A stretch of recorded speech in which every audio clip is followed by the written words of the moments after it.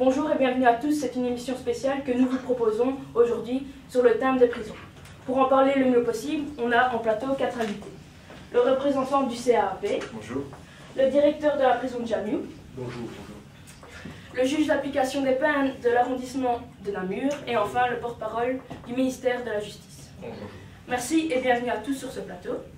Nos invités nous expliqueront les raisons pour lesquelles en Belgique on ouvre de nouvelles prisons alors qu'on le sait, aux Pays-Bas et en Suède on en ferme.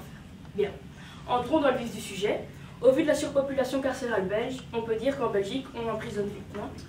Oui, et ce n'est pas totalement faux, mais cette hypothèse est purement subjective. Mais venons-en au fait. Les chiffres disent qu'en Belgique, les peines sont de plus en plus longues. Car un détenu peut demander une liberté conditionnelle à partir du tiers de sa peine. Donc les juges vont donc rallonger leur peine pour qu'ils purgent un minimum, si vous voulez. Et ce rallongement des peines est en quelque sorte l'une des causes de la surpopulation carcérale belge. Et pour les récidivistes? Vous faites bien de poser la question. Les récidivistes, eux, peuvent demander une liberté conditionnelle à partir du 3/4 de leur peine. Mais donc les récidivistes auront une peine encore plus longue. Et comme le taux de récidive est proche des 50% en Belgique en 2012, nous comprenons mieux pourquoi nos prisons sont montées. Enfin, les détenus doivent faire une demande explicite d'une demande de liberté conditionnelle, et celle-ci n'est pas d'emblée acceptée.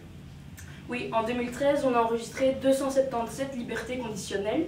On peut dire que c'est peu proportionnellement au taux de détenus, mais évidemment, tout cela est relatif. Oui, il faut aussi savoir que la Belgique loue des cellules dans les prisons hollandaises, principalement à Tilburg, et qu'aux Pays-Bas, pour des raisons économiques, 26 prisons vont fermer dans les 3 ans à venir, y compris Tilburg. Donc, fin de cette année, la question va donc devoir se poser. Comment allons-nous réintégrer les 650 détenus belges de Tilburg dans nos prisons? Il y a un master plan qui est mis en place, non? Oui, en effet, un master plan est prévu. Un master plan qui a pour but de donner une infrastructure pénitentiaire dans des conditions humaines et envisage tout d'abord des rénovations et agrandissements des prisons existantes, ensuite le remplacement des établissements archaïques et enfin la mise en place de 7 nouvelles prisons, comme celle de Marchand-Famenne par exemple, qui a été ouverte fin 2013, je pense. Néanmoins, il existe d'autres mesures pour lutter contre la surpopulation carcérale. Par exemple, il faut arrêter d'emprisonner les personnes qui sont atteintes psychologiquement. Ces personnes-là, elles ont besoin de soins, elles ne doivent pas être en prison. Ce type de personnes, on en compte 10% chez les détenus en prison. C'est énorme finalement. Ensuite, toute personne qui est sans papier ou migrant, eux non plus ne doivent pas se retrouver en prison. Et les toxicomanes, eux non plus. Il faudrait une structure adéquate à leur situation particulière. La prison, ce n'est pas un lieu où on emprisonne des personnes qui nous posent problème. C'est peut-être là aussi qu'il faut redéfinir le mot prison. On comprend bien votre message, c'est vraiment une réflexion à part entière que vous nous proposez là.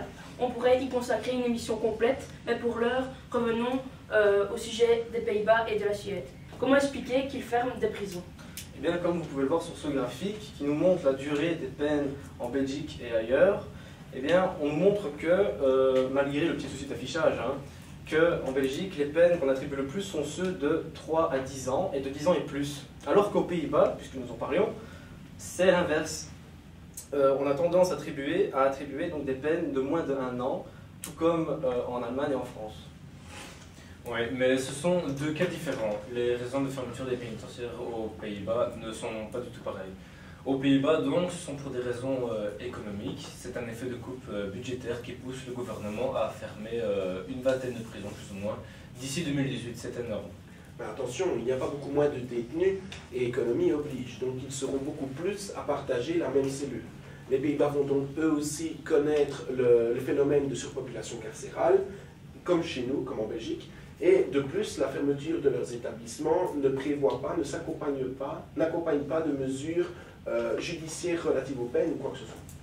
On voit vraiment que ce n'est pas simple. Merci. Et pour la Suède alors? Et en ce qui concerne la Suède, on observe une diminution des détenus, alors que bizarrement, on observe aussi une augmentation de la criminalité. C'est donc via des peines plus légères pour les infractions relatives aux drogues, par exemple, ou par des politiques de réinsertion, ou encore par des peines en milieu extérieur.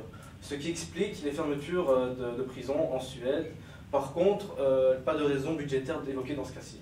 Merci pour vos interventions très instructives qui nous permettent de mieux comprendre le phénomène de surpopulation carcérale. Évidemment, tout cela bouge étant donné la mise en place récente de la réforme de la justice du ministre Kuhn Gaines à suivre donc. Oui, notre ministre actuel, dans son plan, favorise les règlements à l'amiable, de réduire les préventifs. Parce que là aussi, en Belgique, tout ce qui devait faire l'exception devient la règle. Nous faisons trop de préventifs.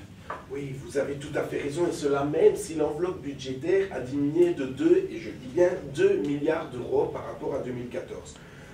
Selon Kuhn Gaines, comme vous le disiez précédemment, il faut diminuer les frais de justice et donc la rendre encore plus efficace, en gagnant du temps pour gagner de l'argent. Bref, on va voir.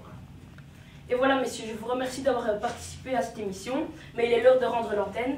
Au nom de toute l'équipe, je vous remercie pour votre fidélité et vous dis à bientôt les petits amis. Au revoir. À bientôt.